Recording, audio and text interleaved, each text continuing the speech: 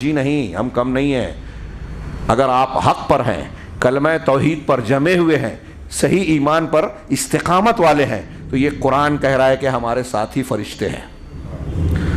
एक फरिश्ता अल्लाह ने हुक्म दिया तो पर उठाकर पूरी कौम लूत की बस्ती को पलट दिया। कितनी ताकतवर कौम है वो, कितने फरिश्ते हैं। एक दिन में 70,000 फरिश्ते बैत मामूर में अल्लाह की इबादत के लिए दाखिल होते हैं, फिर निकलते हैं तो दोबारा बारी नहीं आती। आसमान चरचरा रहा है कि इसलिए कि 4 उंगली की भी जगह खाली नहीं है जहां कोई फरिश्ता कायम हो, खड़ा ना हो, रुकू में ना हो, सजदे में ना हो, अल्लाह की इबादत में मसरूफ ना हो। कितनी तादाद है नहीं मालूम। अल्लाह कह रहे हैं, फरिश्ते कहते हैं मोमिन बंदे से कि नहनु औलियाउकुम फिल हयातिद दुनिया, तुम्हारी दुनिया की जिंदगी में हम तुम्हारे औलिया और दोस्त थे, तुमको नेकी की तरफ रगबत दिलाते थे। हमारे दिल में जो ज़मीर है ना, फरिश्तगी जो नेकियों पर उभारती है, उसमें फरिश्ते का भी दखल होता है।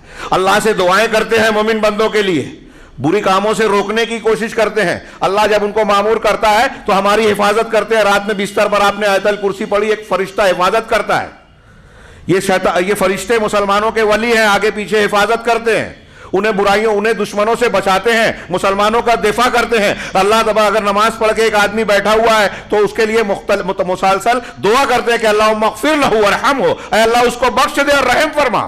ये एक मिसाल दे रहा हूं, ऐसे मुख्तलिफ मकामात हैं। फरिश्ते दुआएं करते हैं, फरिश्ते हिफाजत करते हैं, फरिश्ते दिफा करते हैं मोमिनों का। बद्र में देखिए फरिश्ते आए, अल्लाह ने वजाहत की, ऐसे जगह जगह पर मुसलमानों की मदद के लिए अल्लाह के हुक्म से आते हैं। नहनु औलियाकुम फिल हयातिद दुनिया व फिल आखिरा, और आखिरत में भी हम तुम्हारे दोस्त हैं। आखिरत में ये मरने के वक्त, कब्र में जब सवाल होंगे उस वक्त, कब्र के अजाब से बचाने के वक्त, और जब कब्र से उठाए जाएंगे तो दोबारा फरिश्ते जो है तसल्ली देंगे मोमिन बंदों को, और जन्नत में जब जाएंगे तो उनका इस्तिकबाल सलामुन सलामुन करके करेंगे। कुरान ने कहा नहनु औलियाकुम फिल हयातिद दुनिया व फिल आखिरा। हाँ, आगे अल्लाह ने फरमाया कि वलकुम फीहा मा तश्तही अनफुसुकुम, इस जन्नत में तुमको वो सारी चीज़ें मिलेगी जो तुम्हारा दिल चाहेगा, जी चाहेगा, सब मिलेगा। दुनिया में एक रिवायत में है कि लौकाना लिब्ने आदमा वादियान मिन ज़हाबिन लब्तगा सालिसन, इब्न आदम को 2 वादी सोने की मिल जाए तो तीसरे की तमन्ना करेगा। ला यमलअ बत्न इब्न आदम इल्ला तुराब, इंसान का पेट मिट्टी के अलावा कोई चीज़ भर नहीं सकती, मर के जब मिट्टी में मिलेगा तभी उसकी तमन्नाओं का सिलसिला रुकेगा। दुनिया में कुछ भी मिल जाए तमन्ना में नहीं मरती। जन्नत वो मकाम है जहां तमन्ना मर जाएगी। अल्लाह पूछेगा और कुछ चाहिए, कहा जो हम चाहते थे उससे बढ़कर मिला। वहां से दूसरी तरफ चेंज नहीं, जैसे हम बोलते ना कि एक ही मामले में मैं बोर हो गया हूं। हाँ, हिल स्टेशन पे हम जाना चाहते हैं, हिल स्टेशन पर रहने वाला इधर आना चाहता है, हर जगह से बोरियत, उकताहट महसूस होती है। हाँ, लेकिन जन्नत ला यबगून अन्हा हिवाला, कि वहां से तहवील, तब्दीली बंदा चाहेगा ही नहीं, दिल नहीं भरेगा, लज्जत रोज बढ़ती जाएगी।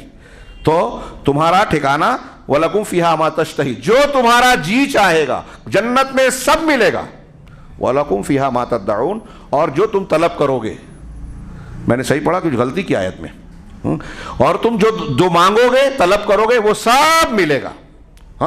हाँ, नुज़ुलन मिन गफूर रहीम, ये मेहमानी है, ज़ियाफ़त है गफूर रहीम की। गफूर जिसने तुम्हारी गलतियों को माफ़ किया, हाँ, रहीम जिसने तुम्हारी कम नेकियों के बदले में भी तुमको इतना बड़ा अजर सवाब दिया।